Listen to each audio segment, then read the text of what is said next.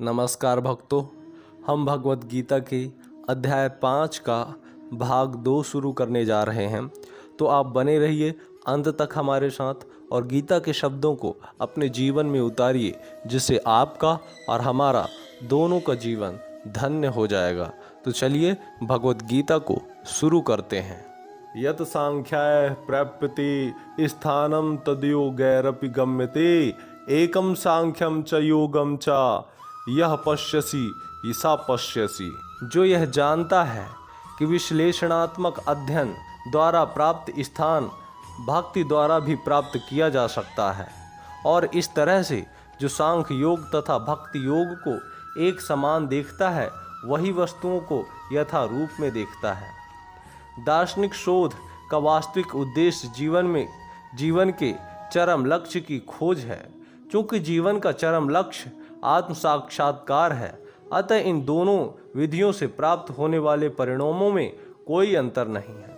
सांख्य दार्शनिक शोध के द्वारा इस निष्कर्ष पर पहुंचा जाता है कि जीव भौतिक जगत का नहीं अपितु पूर्ण परमात्मा का अंश है। फलतः जीवात्मा की भौतिक जगत में से कोई सरोकार नहीं होता। उसके सारे कार्य परमेश्वर से संबंध होने चाहिए। जब वह कृष्ण भावना अमृतवश कार्य करता है, तभी वह अपनी स्वाभाविक स्थिति में होता है। सांख्य विधि में मनुष्य को पदार्थ से विरक्त होना पड़ता है, और भक्ति योग में उसे कृष्ण भावना भावित कर्म से आसक्त होना होता है। वस्तुतः दोनों ही विधियां एक हैं, यद्यपि ऊपर से एक विधि में विरक्त दिखती है और दूसरे में आसक्ति है। जो पदार्थ से विरक्ति और कृष्ण से आसक्ति को एक ही तरह देखता है, वही वस्तुओं को यथा रूप में देखता है। संन्यासस्तु महाबाहो दुखम तुम योगतः योग युक्तो मुनिर्ब्रह्मा न चिरेणाधिगच्छति। भक्ति में लगे बिना केवल समस्त कर्मों का परित्याग करने से कोई सुखी नहीं बन सकता, परंतु भक्ति में लगा हुआ विचारवान व्यक्ति शीघ्र ही परमेश्वर को प्राप्त कर लेता है। सन्यासी दो प्रकार के होते हैं। मायावादी सन्यासी सांख्य दर्शन के अध्ययन में लगे रहते हैं, तथा वैष्णव सन्यासी वेदांत सूत्रों के यथार्थ भाष्य भगवत दर्शन के अध्ययन में लगे रहते हैं। मायावादी सन्यासी भी वेदांत सूत्रों का अध्ययन करते हैं, किंतु वे शंकराचार्य द्वारा प्रणीत शारीरिक भाष्य का उपयोग करते हैं।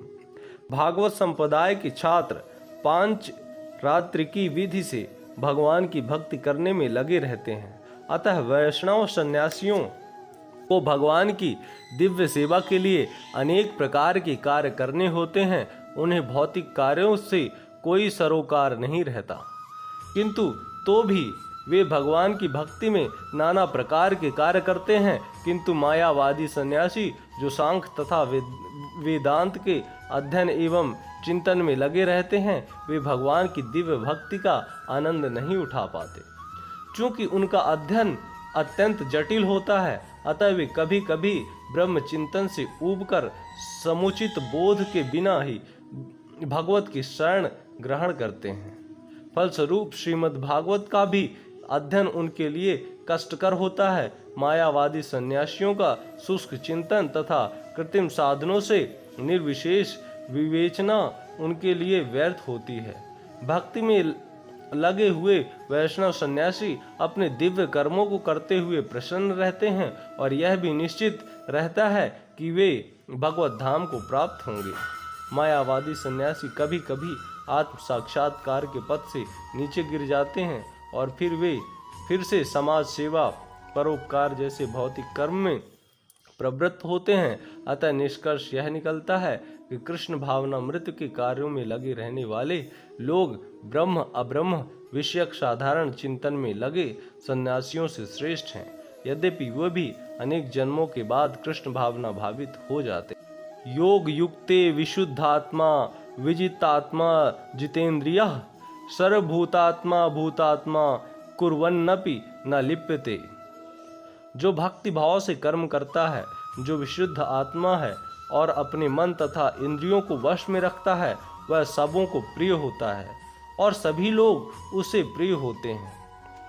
ऐसा व्यक्ति कर्म करता हुआ भी कभी नहीं बनता।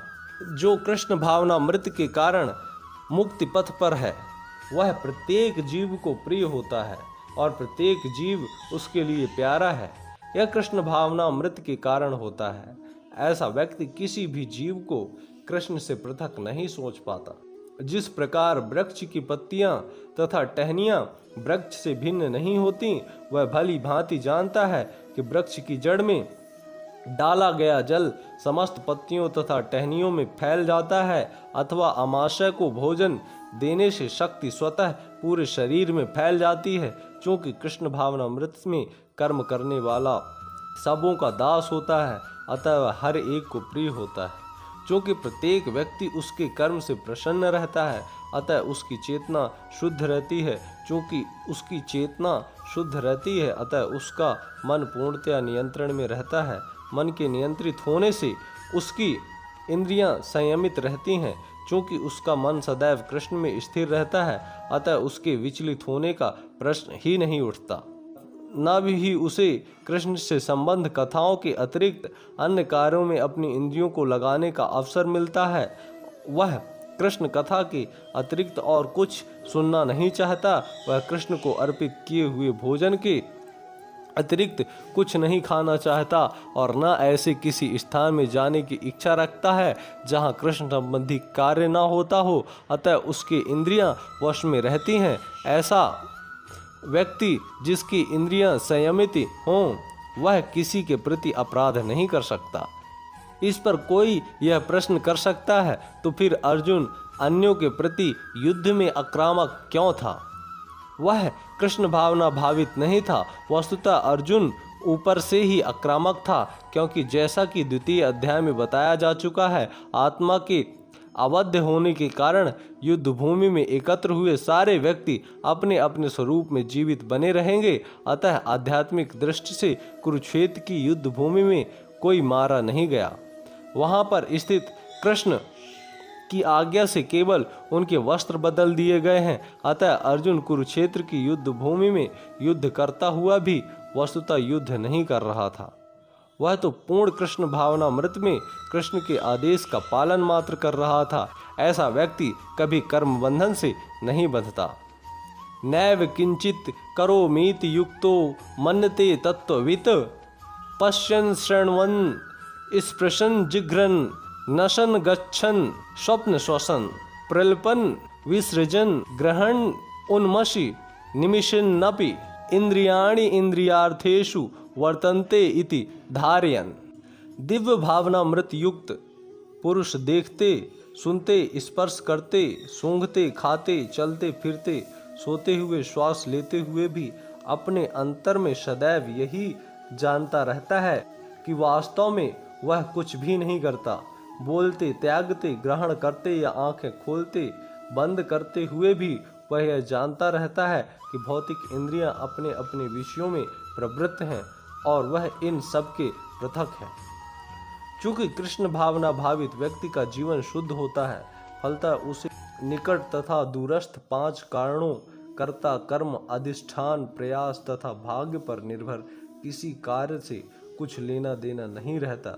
इसका कारण यही है कि वह भगवान की दिव्य सेवा में लगा रहता है। यद्यपि ऐसा प्रतीत होता है कि वह अपने शरीर तथा इंद्रियों से कर्म कर रहा है, किंतु वह अपनी वास्तविक स्थिति के प्रति सचेत रहता है, जो कि आध्यात्मिक व्यस्तता है। भौतिक चेतना में इंद्रियां इंद्रिय तृप्ति में लगी रहती हैं, किंतु कृष्ण भावना मृत में वे कृष्ण की इंद्रियों की तुष्टि में लगी रहती हैं। अतः कृष्ण भावना भावित व्यक्ति सदा मुक्त रहता है। भले ही वह ऊपर से भौतिक कार्यों में लगा हुआ दिखाई पड़े। देखने तथा सुनने के कार्य इंद्रियों के कर्म हैं, जबकि चलना, बोलना, मल त्यागना आदि कर्म इंद्रिय के कार्य हैं। कृष्ण भावना भावित व्यक्ति कभी भी इंद्रियों के कार्यों से प्रभावित नहीं होता। वह भगवत सेवा के अतिरिक्त कोई दूसरा कार्य नहीं कर सकता, क्योंकि उसे ज्ञात है कि वह भगवान का शाश्वत दास है। ब्रह्मणाध्याय कर्माणि संगम त्यक्त्वा करोति यः लिप्यते न स पापेन पद्म पत्राम वाम्भसा। जो व्यक्ति कर्म फलों को परमेश्वर को समर्पित करके आसक्त रहित होकर अपना कर्म करता है, वह पाप कर्मों से उसी प्रकार अप्रभावित रहता है जिस प्रकार कमल जल से अस्पृश्य रहता है। यहाँ पर ब्रह्माणी का अर्थ कृष्ण भावनामृत में है। यह भौतिक जगत प्रकृति के 3 गुणों की संपन्न अभिव्यक्ति है जिसे प्रधान की संज्ञा दी जाती है। वेद मंत्र सर्वम होतद ब्रह्मा तस्माद एतद ब्रह्मा नाम रूप मंत्रम च जायते उपनिषद तथा भगवत गीता में मम योनिर महद ब्रह्मा से प्रकट है कि जगत की प्रत्येक वस्तु ब्रह्मा की अभिव्यक्ति है और यद्यपि कार्य भिन्न भिन्न रूप में प्रकट होते हैं किंतु तो भी वे कारण से अभिन्न हैं। ईशोपनिषद में कहा गया है कि सारी वस्तुएं परम ब्रह्म या कृष्ण से संबंधित हैं, अतएव वे केवल उन्हीं की हैं जो यह भली भांति जानता है कि प्रत्येक वस्तु कृष्ण की है और वे ही प्रत्येक वस्तु के स्वामी हैं। अतः प्रत्येक वस्तु भगवान की सेवा में ही नियोजित है। उसे स्वभावतः शुभ अशुभ कर्म फलों से कोई प्रयोजन नहीं रहता, यहाँ तक कि विशेष प्रकार का कर्म संपन्न करने के लिए भगवान द्वारा प्रदत्त मनुष्य का शरीर ही कृष्ण भावनामृत में संलग्न किया जा सकता है। तब यह पाप कर्मों के कलमश से वैसे ही परे रहता है जैसे कि कमल पत्र जल में रहकर भी भीगता नहीं। भगवान गीता में कहते हैं, मयि सर्वाणि कर्माणि संन्यस संपूर्णम कर्मों को मुझे समर्पित करो। तात्पर्य यह कि कृष्ण भावना भावित विहीन पुरुष शरीर एवं इंद्रियों को अपना स्वरूप समझकर कर्म करता है। कृष्ण भावनामृत व्यक्ति यह समझकर कर्म करता है कि यह देह कृष्ण की संपत्ति है, अतः इसे कृष्ण की सेवा में प्रवृत्त होना चाहिए। कायेन मनसा बुद्धिया केवलैरपि इंद्रियैरपि योगिनी कर्म कुर्वन्ति संगम त्यक्त्वात्म शुद्धये। योगी जन आसक्त रहित होकर शरीर मन बुद्धि तथा इंद्रियों के द्वारा भी केवल शुद्धि के लिए कर्म करते हैं। जब कोई कृष्ण भावनामृत में कृष्ण की इंद्रिय तृप्ति के लिए शरीर मन बुद्धि अथवा इंद्रियों द्वारा कर्म करता है तो वह भौतिक कलमश से मुक्त हो जाता है। कृष्ण भावना भावित व्यक्ति के कार्यों से कोई भौतिक फल प्रकट नहीं होता, अतः समान रूप से सदाचार कहे जाने वाले शुद्ध कर्म कृष्ण भावनामृत में रहकर हुए सरलता से संपन्न किए जाते हैं। श्रील रूप गोस्वामी ने भक्ति सामृत सिंधु में इसका वर्णन इस प्रकार किया है। इहा यश हरे दोषे कर्मणा मनसा गिरा निखिला स्वाप्यवस्थासु जीवन मुक्तः स उच्यते। अपने शरीर मन बुद्धि तथा वाणु से कृष्ण भावनामृत में कर्म करता हुआ व्यक्ति इस संसार में भी मुक्त रहता है। भले ही वह तथा कथित उनके भौतिक कार्यकलापों में व्यस्त क्यों न रहे, उसमें अहंकार नहीं रहता, क्योंकि वह इसमें निविश्वास नहीं रखता कि वह भौतिक शरीर है अथवा यह शरीर उसका है। वह जानता है कि वह यह शरीर नहीं है और न यह शरीर ही उसका है। वह स्वयं कृष्ण का है और उसका यह शरीर भी कृष्ण की संपत्ति है। जब वह शरीर मन बुद्धि वाणी जीवन संपत्ति आदि से उत्पन्न प्रत्येक वस्तु को जो भी उसके अधिकार में है कृष्ण की सेवा में लगाता है तो वह तुरंत कृष्ण से जुड़ जाता है। वह कृष्ण से एक रूप हो जाता है और उस अहंकार से रहित होता है जिसके कारण मनुष्य सोचता है कि मैं शरीर हूँ। यही कृष्ण भावनामृत की पूर्ण अवस्था है। दोस्तों, हम यहाँ पर भगवत गीता के इस अध्याय को समाप्त करते हैं। अब हम आपको अगले दिन मिलेंगे आगे की नई श्लोकों के साथ। तब तक के लिए आपका बहुत बहुत धन्यवाद। प्रेम से कहिए जय श्री राधे, जय श्री कृष्ण।